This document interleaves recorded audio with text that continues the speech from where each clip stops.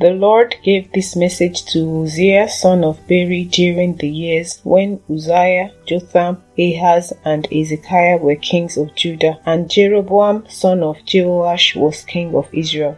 When the Lord first began speaking to Israel through Hosea, he said to him, "Go and marry a prostitute, so that some of our children will be conceived in prostitution." This will illustrate how Israel has acted like a prostitute by turning against the Lord and worshipping other gods. So Hosea married Gomer, the daughter of Diblaim, and she became pregnant and gave Hosea a son. And the Lord said, "Name the child Jezreel, for I am about to punish King Jehu's dynasty to avenge the murders he committed at Jezreel. In fact, I will bring an end to Israel's independence. I will break its military power in the Jezreel Valley." Soon Gomer became pregnant again and gave birth to a daughter. And the Lord said to Hosea, "Name your daughter Lo-ruhamah, not loved, for I will no longer show love to the people of Israel or forgive them, but I will show love to the people of Judah. I will free them from their enemies, not with weapons and armies or horses and charioteers, but by my power as the Lord their God." After Gomer had weaned Lo-ruhamah, she again became pregnant and gave birth to a second son. And the Lord said, "Name him Lo-ammi, not my people, for Israel is not my people, and I am not their God. Yet the time will come when Israel's people will be like the sands of the seashore, too many to count. Then at the place where they were told, 'You are not my people,' it will be said, 'You are the children of the living God.' Then the people of Judah and Israel will unite together. They will choose one leader for themselves, and they will return from exile together. What a day that will be, the day of Jezreel, when God will again plant his people in his land." Chapter 2. In that day you will call your brothers Anni, my people, and you will call your sisters Ruhamah, the ones I love. But now bring charges against Israel, your mother, for she is no longer my wife, and I am no longer her husband. Tell her to remove the prostitute's makeup from her face and the clothing that exposes her breasts. Otherwise I will strip her as naked as she was on the day she was born. I will leave her to die of thirst, as in a dry and barren wilderness, and I will not love her children, for they were conceived in prostitution. Their mother is a shameless prostitute, and became pregnant in a shameful way. She said, "I'll run after other lovers, and sell myself to them for food and water, for clothing of wool and linen, and for olive oil and drinks. For this reason I will fence her in with thorn bushes. I will block her path with a wall to make her lose her way. When she runs after her lovers, she won't be able to catch them. She will search for them but not find them. Then she will think, 'I might as well return to my husband, for I was better off with him than I am now.' She doesn't realize it was I who gave her everything she has, the grain, the new wine, the olive oil. I even gave her silver and gold, but she gave all my gifts to Baal. But now I will take back the ripened grain and new wine I generously provided each harvest season. I will take away the wool and linen clothing I gave her to cover her nakedness. I will strip her naked in public, while all her lovers look on. No one will be able to rescue her from my hands. I will put an end to her annual festivals, her new moon celebrations, and her Sabbath days, all her appointed festivals. I will destroy her grapevines and fig trees, things she claims her lovers gave her. I will let them go into tangled thickets, where only wild animals will eat the fruit. I will punish her for all those times when she burned incense to her images of Baal, when she put on her earrings and jewels, and went out to look for her lovers, but forgot all about me, says the Lord. But then I will win her back once again.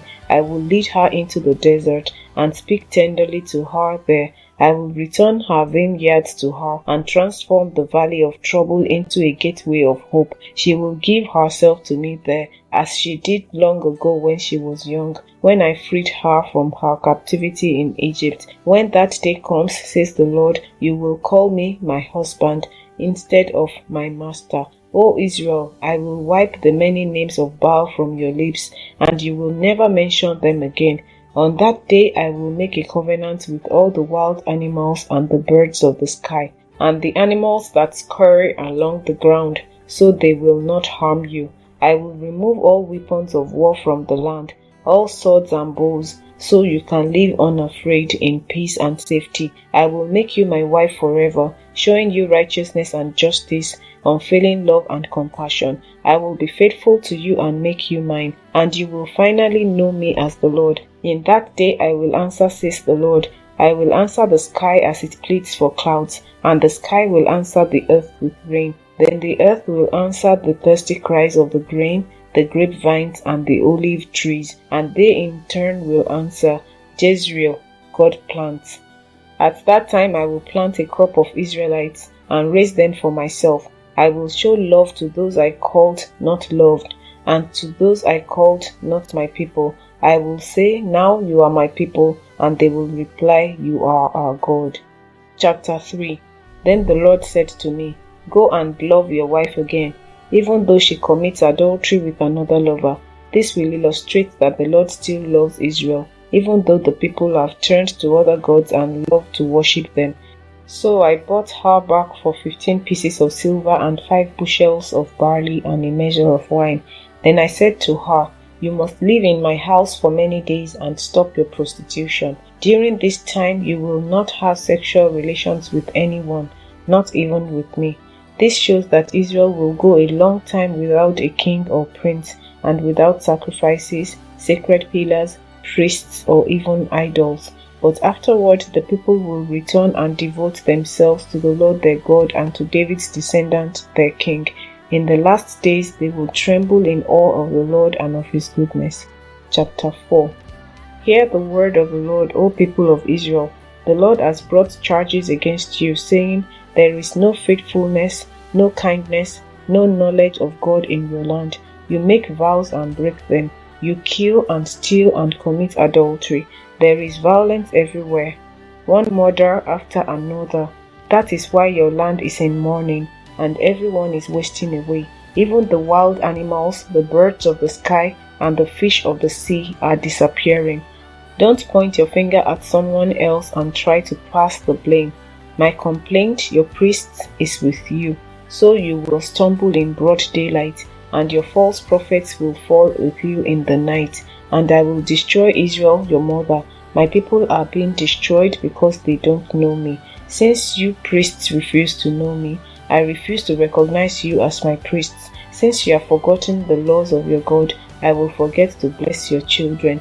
The more priests there are, the more they sin against me. They have exchanged the glory of God for the shame of idols. When the people bring their sin offerings, the priests get fed. So the priests are glad when the people sin, and what the priests do, the people also do. So now I will punish both priests and people for their wicked deeds. They will eat and still be hungry. They will play the prostitute and gain nothing from it, for they have deserted the Lord to worship other gods. Wine has robbed my people of their understanding. They ask a piece of wood for advice. They think a stick can tell them the future. Longing after idols has made them foolish. They have played the prostitute, serving other gods and deserting their God. They offer sacrifices to idols on the mountain tops. They go up into the hills to burn incense. In the pleasant shade of oaks, poplars, and terebinth trees. That is why your daughters turn to prostitution, and your daughters-in-law commit adultery. But why should I punish them for their prostitution and adultery? For your men are doing the same thing, sinning with whores and shrine prostitutes. O foolish people, you refuse to understand, so you will be destroyed. Though you, Israel, are a prostitute, may Judah not be guilty of such things. Do not join the false worship at Gilgal or Beth-Haven, and do not take oath there in the Lord's name. Israel is stubborn like a stubborn heifer. So should the Lord feed her like a lamb in a lush pasture? Leave Israel alone, because she is married to idolatry. When the rulers of Israel finish their drinking, off they go to find some prostitutes. They love shame more than honor, so a mighty wind will sweep them away. Their sacrifices to idols will bring them shame. Chapter 5. Hear this, you priests. Pay attention, you leaders of Israel. Listen, you members of the royal family. Judgment has been handed down against you, for you have led the people into a snare by worshipping the idols at Mizpah and Tabor. You have dug a deep pit to trap them at Acacia Grove. But I will settle with you for what you have done. I know what you are like, O Ephraim. You cannot hide yourself from me, O Israel. You have left me as a prostitute leaves her husband. You are utterly defiled. Your deeds won't let you return to your God. You are a prostitute through and through, and you do not know the Lord. The arrogance of Israel testifies against her. Israel and Ephraim will stumble under their load of guilt. Judah too will fall with them. When they come with their flocks and herds to offer sacrifices to the Lord, they will not find him, because he has withdrawn from them.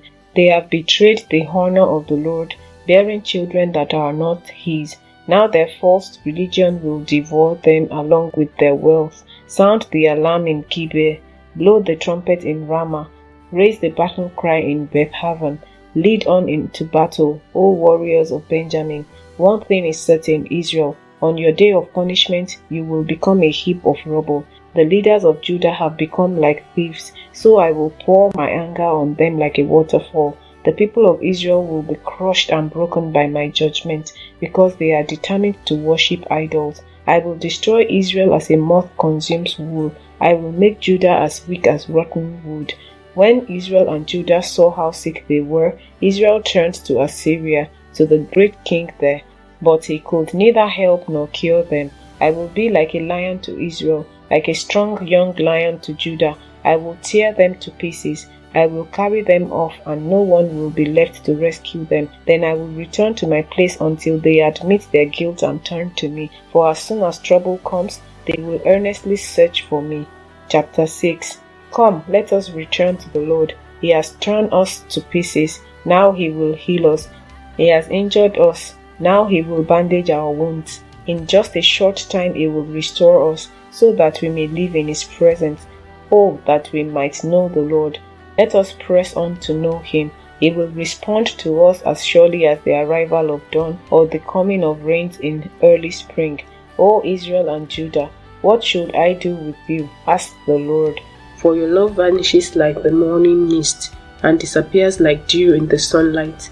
I sent my prophets to cut you to pieces, to slaughter you with my words, with judgments as inescapable as light. I want you to show love, not offer sacrifices. I want you to know me more than I want burnt offerings.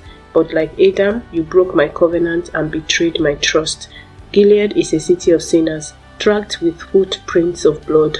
Priests form bands of robbers, waiting in ambush for their victims. They murder travelers along the road to Shechem and practice every kind of sin. Yes, I have seen something horrible in Ephraim and Israel. My people are defiled by prostituting themselves with other gods. O Judah, a harvest of punishment is also waiting for you, though I wanted to restore the fortunes of my people.